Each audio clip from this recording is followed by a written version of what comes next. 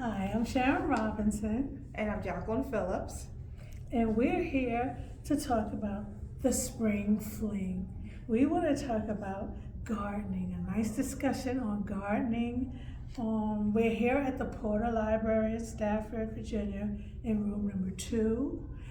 Thank you, Yvonne, for recording us. We appreciate that. So welcome. So, we want to focus on some simple things tonight just to help lighten your day for when you start preparing your garden.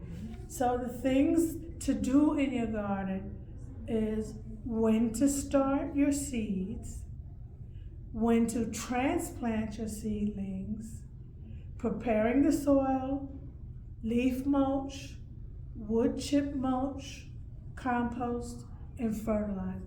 So we're going to bounce around talking about these different things. And my lovely friend Jackie is coming to us from further up north, long drive, and she's a master gardener. All right, so I'm Jacqueline Phillips, like I said before, Master Gardener Intern. So I really love gardening. So a little bit about me, I've been gardening since I was a child. My grandfather, working with him in the yard, and so I have grown, got married, have a large family, 7 children at home. They've all pretty much grown up, but we had to have a garden because that was a lot to feed. So we're going to start about starting your seeds. So normally there's 3 ways that you get seeds, right? You get them, either you buy your seeds from the store somewhere, you get those transplants that you go to the grocery store and you get them from Home Depot or Lowe's or from your local nursery, or you have what we call those volunteers that come up from last year, right? So sometimes you'll get those volunteer tomato plants, but most of the times we start seeds either starting them indoors or we get them from transplants. So I'm gonna start with transplants. Those are the easier ones for us to do, right? So we want to wait till right around Mother's Day is the date here when you're sowing those warm season crops. So your tomatoes, your peppers, your eggplants, your cucumbers, all of those plants that need that warmth in order for them to grow, you can go to the box stores. I usually go through and I'll find the pot that has 3 or 4 seedlings in them, right? Mm-hmm. So then you get a better bang for your buck. And then you just split those seeds apart and you plant them in your garden. Seed starting can be a little bit harder. You have to make sure that you have the right soil medium, which is transplanting soil. You need to make sure that you have good lighting. You want to make sure that you water well. And then you're going to have to make sure that you have a dedicated space in your home for all that extra work. Absolutely. Is it worth it? Yes, because you can get a $2 packet, $3, $4 packet with 50, 60 seeds. That's a lot more plants than versus going to get a transplant, $6, $8, $9, and you're only getting 1 or 2 plants, right, Ms. Sharon? Exactly. So, but as a beginning gardener, please start out with transplants. Don't make it tough for you. Make it as fun as possible. Go to the box store, go ahead and get your transplants and have fun in the garden. So I did say warm season crops, right? So there's cool season crops. So we have the cabbage, your kale, your nightshades, exactly, your lettuces, your arugulas, all of those plants. Right now you could go buy a packet of seeds for $3, $4, stick those straight in the soil right now because we're at St. Patrick's Day. That's the magic day for you to go ahead and put all those seeds out and start them direct sowing. But if you started transplants, like some of us do, like I said, St. Patrick's Day is those days that you'll start transplanting those out. So we're at that magic date. So right now I've got celery, I've got cabbage, Awesome. I've got onions. They're all that I started with seedlings, and I'm gonna start transplanting those out this weekend. Nice. Because it's time to get those out. It's cool, it's the right temperature to get them out, have them start growing, and then I don't have to go to the store to buy any of that stuff anymore. So that's a little bit about seed starting, seedlings, knowing the difference between the two, warm season crops, cool season crops, transplants versus seeds. When do we start our fruit? Our fruits. Fruits are something that you can start right now. If you have a fruit tree, you want to get those in the ground now. You want them to start spreading those wings, getting those roots down, getting settled in. But if you miss the season now, I wouldn't say do it in the summer. They'll be too tough on them. They'll be just stressed out. You have another season, it's called fall. So you'll be able to do fruit plants in either spring or fall. Don't do it in the summer, too hot, too stressful. And where is zone 7B? What zone are you in? I'm in zone 7A. Okay, we were 7A and they changed it. Yes. So now I'm not confused anymore. So what does that mean? I think we get more time. I think we have 214 or 219 days Yeah. to grow stuff, which is really a good amount of days Yes. to grow whatever you want and whatever you like to eat. Yes. And so I just wanted to add to the seeds. I'm going to be direct sowing seeds Correct. over the next week or two. So I'm gonna direct sow like kale and collard greens, beets, Cool season crops. Did you hear that? carrots. More cool season crops. Mhm. Yeah, so all your cool season crops. So I have 2 beds that I'm gonna grow those crops in, and that I found some seeds someone gave me that are called all year round cabbage. Awesome. I figured I'd give it a try. Absolutely. So you can start that from seeds too. Just sow them right in the soil and just cover them. You don't need to bury them.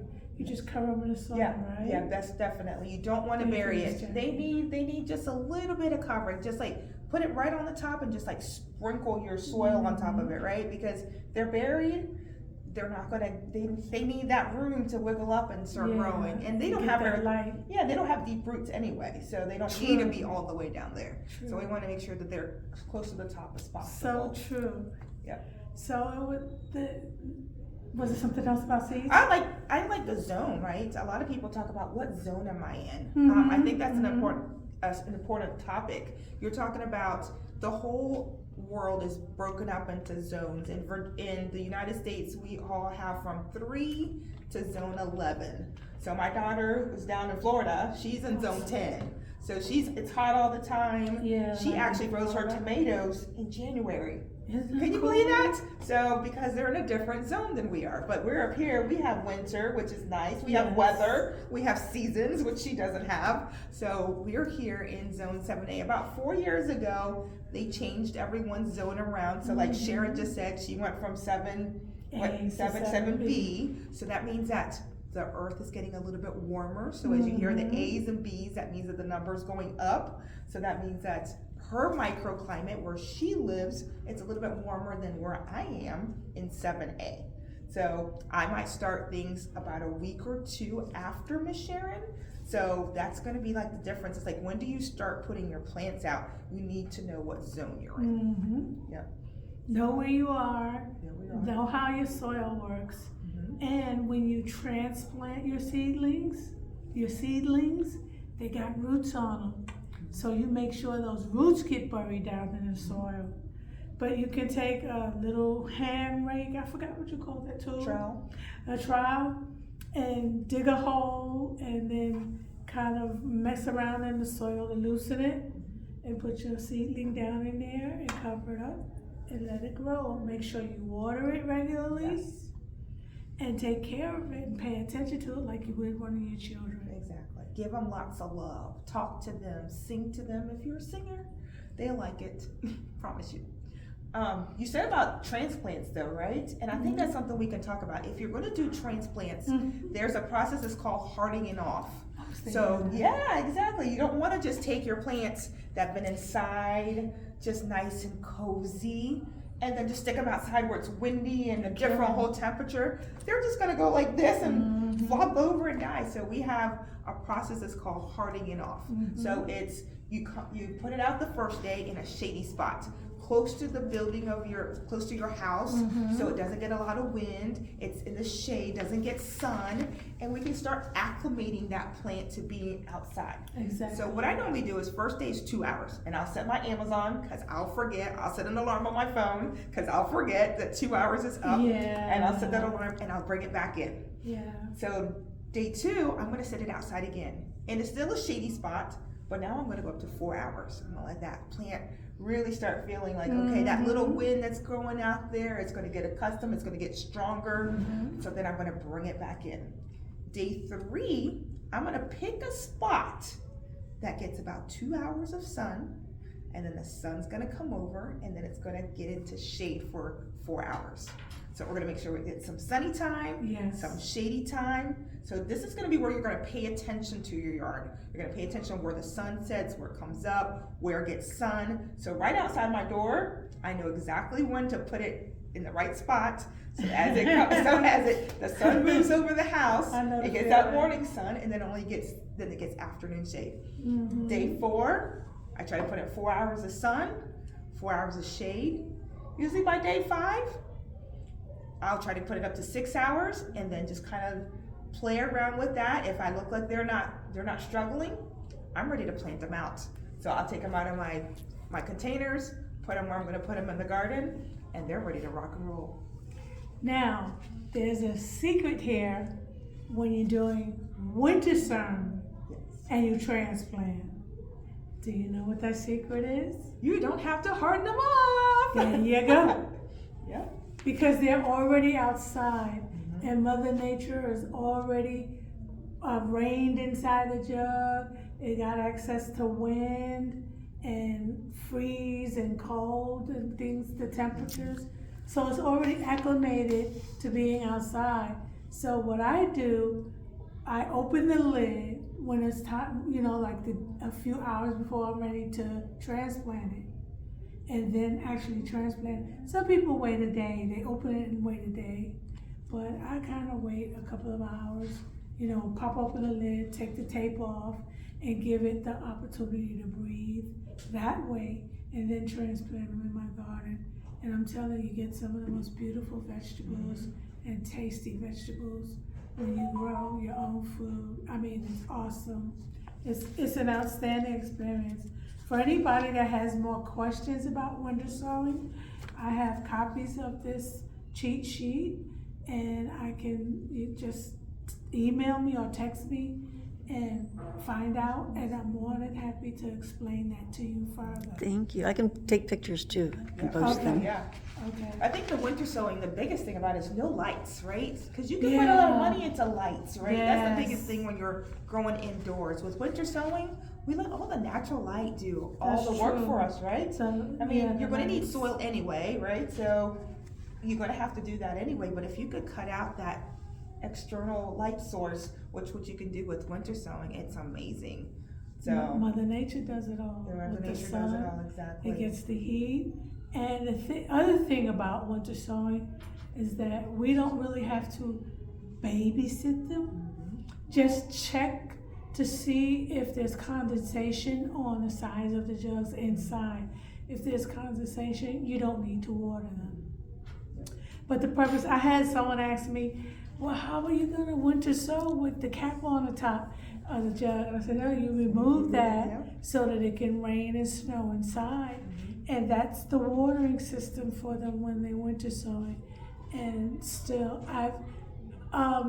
with winter sowing also, you can put your jugs out. Like I would put in between February and March, I would put out cold weather stuff in my milk jugs. And between March and April, I'll winter sow or jug sow my fruit and my vegetables. And I learned how to do fruit too. And I'm telling you, I had some beautiful cantaloupe the year before last. And you can grow any kind of size fruit you want. You can winter sow them or buy seedlings. But it was just so cool to winter sow them and then put them out there at the right time, in the right time of the year. Mother Nature doesn't start those until it's time, until it's warm enough at night for them to sprout. So they'll sit out there, and I'll go and be the paparazzi of my milk jugs and just look around, and I would hold my phone down and peek in the jug and take pictures of what the seedlings look like as they progress. And some people say the best way to grow carrots is direct sow them and cover them with wood. I've never done that. I winter sow my carrots. Okay. In the jug. Transplant them, in And the then jug. transplant. And then transplant them. Okay. and transplant them. And I wait till they get tall in the jug and then transplant them. But it's a beautiful experience, and I don't want to miss out on the other two parts. But I really wanted to mention, since we're talking about seeds, Yes. M.I. Gardner, I like his channel, but I never bought his seeds. Oh, I love his seeds. So I'll look into that. Yeah, their germination rate is, I'm gonna say 99%. So it's he's good. really great germination rate. And talk about germination rate. There's one thing that I've learned this year as a master gardener and just a gardener in general. I've never sowed onions. This will be my first year sowing onions. So I sowed my first set of onions and my germination rate was awful. And I'm like, why in the world am I not germinating? Because I'm doing transplants inside. Yeah. So I'm like, why are they not doing well? Well, I found out that with onion seeds, 2 years is probably the max you're going to get for germination rate. They have a really terrible, like it dips off. Like the first year, you could get 100%. Year 2, you might be down to like 75%, 60. By year 2 or 3, you're at almost 25%. And that's pretty much what I got, about 25% out of my seeds. So I rushed to the store and found some intermediate day onions because we're living onions. Yeah, no, I actually found seeds. I started from seeds. I went ahead and did seeds. And that's a whole different discussion about intermediate versus long day versus short day onions. So that's something we could talk about later, Sharon. But I needed intermediate day seeds, so I got those, got them started. I went away for 5 days. My sons forgot to water, so I rushed home and watered them. So they're struggling a little bit right now, but I think I'm going to end up with maybe about 75 onions at the end of the day, which is good for me. That's good. For just a starting. Yes. I'm happy with that. That's a good Yes. one. This is a good stopping point because my phone's gonna die.